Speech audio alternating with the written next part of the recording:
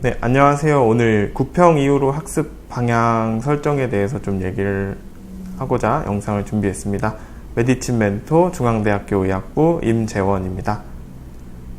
네, 77일이라는 시간이 남았는데 이 100일 이후로 100일이 깨진 이후로 3주 정도밖에 지나지 않았는데 벌써 77일이라는 게 믿겨지지 않으실 수도 있습니다. 200일에서 100일이 될 때는 뭔가 100일이라는 긴 시간이 지나면서 앞자리가 바뀔 때까지 한참 걸렸는데 77일, 67일 이런 식으로 점점 두 자릿수일 때는 앞자리가 바뀌는 속도가 훨씬 더 빨라졌기 때문에 좀 조바심이 날 수도 있는 상황입니다.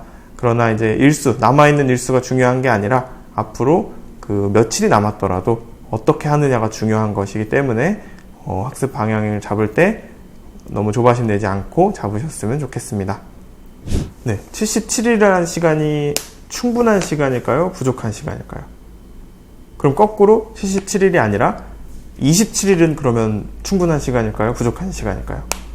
아무래도 27일은 조금 더 부족하다고 생각하실 수도 있지만 그렇게 또 부족하지만은 않은 시간입니다.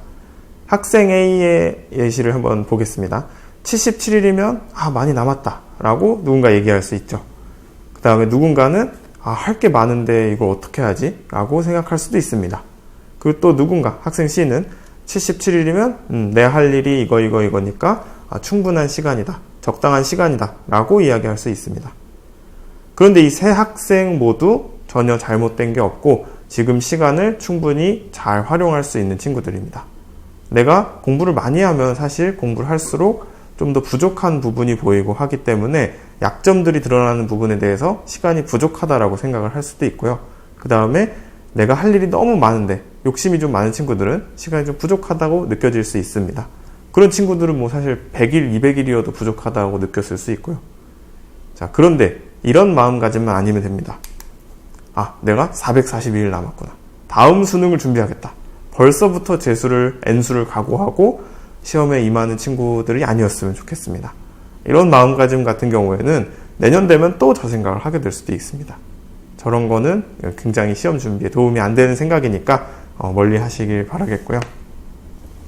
그런 의미에서 지금 이 얼마 남지 않은 시간으로 다가올 수 있지만 그 얼마 남지 않은 시간도 적절히 활용을 하면은 지금 상황에서 최대한의 점수를 끌어올리는데 도움을 받을 수 있을 거라고 생각합니다.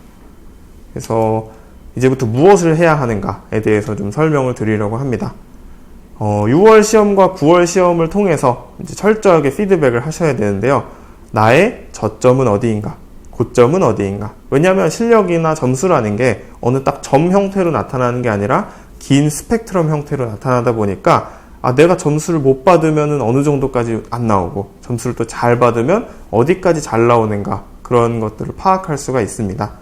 그래서 이전 시험들을 바탕으로 나의 저점과 고점을 파악하신 다음에 저점도 올려야 되겠죠. 그리고 여유가 된다면 고점을 올리는 공부까지도 할 수 있겠죠. 그래서 저점을 올리면 어떻게 올려야 되나요? 이거는 사실 시험에서의 전략인 경우가 많습니다. 내가 시험 보는 순서라든지 문제 푸는 순서라든지 아니면 시간을 어떻게 활용할 것인지 그리고 약점을 어떻게 보완할 것인지 그런 부분이 될 텐데 사실 이거는 학생들마다 조금씩 다른 경우가 많습니다. 왜냐?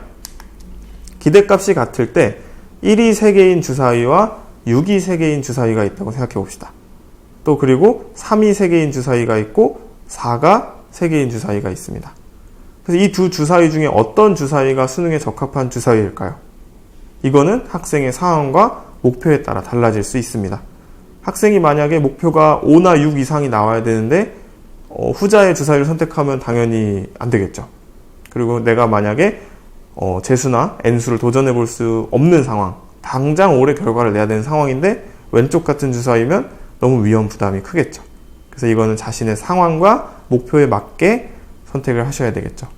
그러니까 저점을 올릴 것인가, 고점을 올릴 것인가, 둘 중 어느 지점을 선택할 것인지는 아무래도 학생의 상황과 목표에 따라 본인 스스로 결정을 하셔야 될 겁니다.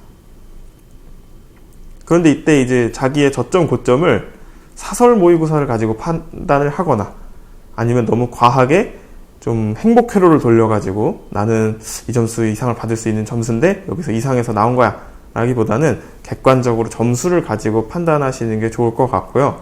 그리고 학습 방향을 설정할 때도 너무 급격하게 변화를 준다라기보다는 현재 스펙트럼이라는 말이 되게 넓은 폭으로 나타난다는 거기 때문에 그걸 바탕으로 안정적으로 조금씩 수정을 해서 전체적인 걸 끌어올리는 방향으로 공부 방향을 설정하시면 좋겠습니다. 그럼 이걸 이제 어떻게 바꿔야 할까요? 시험 전략, 저점을 올리는 공부에 대해서 좀 말씀을 드리고 싶습니다. 국어시험 같은 경우에는 80분 동안 굉장히 많은 지문을 읽어내야 하는 시험인데요. 80분 동안 독서, 문학, 그리고 선택 과목인 언매와 화자까지 풀어내고 그리고 마킹, 가채점표까지 마무리를 해야 합니다. 이런 상황에서 78분 정도 혹은 75분 정도 안에 문제를 풀어내고 마킹, 가채점표를 쓰셔야 하는데 사람마다 조금씩 다르죠. 나는 독서를 좀 오래 푸는 스타일이고 나는 문학을 좀 더 꼼꼼히 보는 스타일이고 그래서 이 자신의 상황에 맞게 80분을 어떻게 활용하실 것인가 남은 기간 동안 연습하시면 되겠습니다. 그리고 또 고민되는 선지가 있을 때 이거를 넘겼다가 나중에 확인할 것인지 아니면 그 자리에서 내가 그거에 대한 판단이 될 때까지 붙잡고 있을 것인지 그런 선택도 이제 연습을 먼저 하시면 될 것 같습니다. 그리고 시간이 부족한 일이 생길 때 내가 문학 지문을 하나 버려야 되겠다. 아니면 독서 지문을 하나 버려야 되겠다. 그런 선택을 할 수도 있습니다. 그래서 그런 선택에 대한 연습도 남은 기간 동안 충분히 하실 수 있을 거라고 생각합니다. 그리고 수학시험 같은 경우에는 100분에 30문제를 푸는 시험인데요. 근데 많은 학생들이 사실 30문제를 다 풀고 시험이 끝나지는 않습니다. 누군가는 22번이나 30번 같은 문제들은 아예 포기를 하는 경우도 있죠. 그래서 자신의 상황에 따라서 내가 22번, 30번은 안 풀고 나머지를 복기를 하면서 오답을 찾아내는 방식으로 공부를 할 수도 있고 아니면은 남은 두 문제를 어떻게든 풀어내겠다라는 마음가짐으로 시험을 더 이제 남은 문제들을 풀어낼 수 있겠죠. 그래서 이런 선택도 미리 하셔서 연습을 하면은 내 저점을 올리는데 도움이 많이 될 겁니다. 그리고 이제 영어 시험 같은 경우에는 다른 시험과 달리 듣기가 있죠. 이 듣기 시험이 있기 때문에 이 듣기를 하는 동안 뒤에 독해 문제를 풀어야 할지 말아야 할지 이런 질문을 하는 친구들도 있습니다. 이것도 사람마다 조금씩 다른데 아무래도 영어 시험 시간이 좀 부족하다 보니까 저는 듣기 할 때 문제를 풀었던 것 같습니다. 그래서 이런 거를 미리 연습을 하시는 것도 도움이 되겠죠.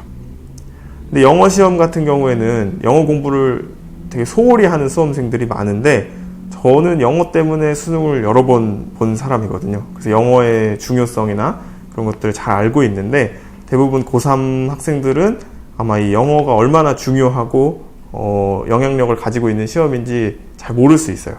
근데 이 영어 시험도 굉장히 중요한 시험이기 때문에 절대 학습에서 뒷순위로 밀려나지 않도록 꾸준히 77일 혹은 67일 남은 기간에도 꾸준히 할 수 있도록 학습 계획을 세우시기 바라겠습니다.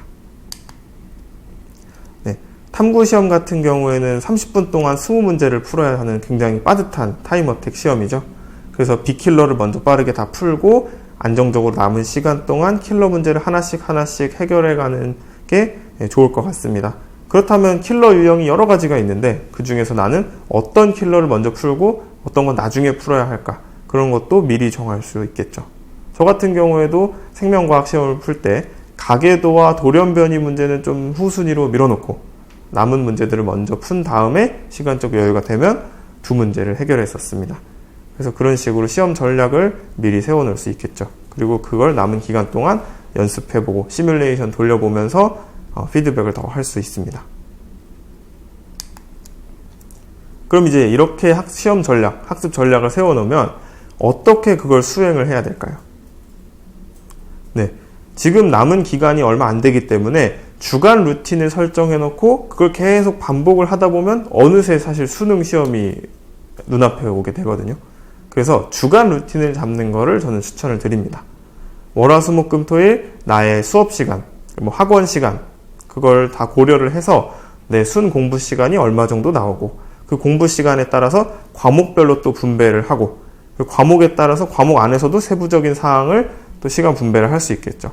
그거를 내가 할 일, 투두리스트와 연결을 해가지고 이 공부는 이때 몇 시간 정도 이런 식으로 계획을 잡아놓으면 그거를 일주일 동안 반복하고 또 다음 일주일을 반복하고 하다 보면 이제 부담스럽지 않게 조급해지지 않으면서 수능을 맞이할 수 있게 됩니다.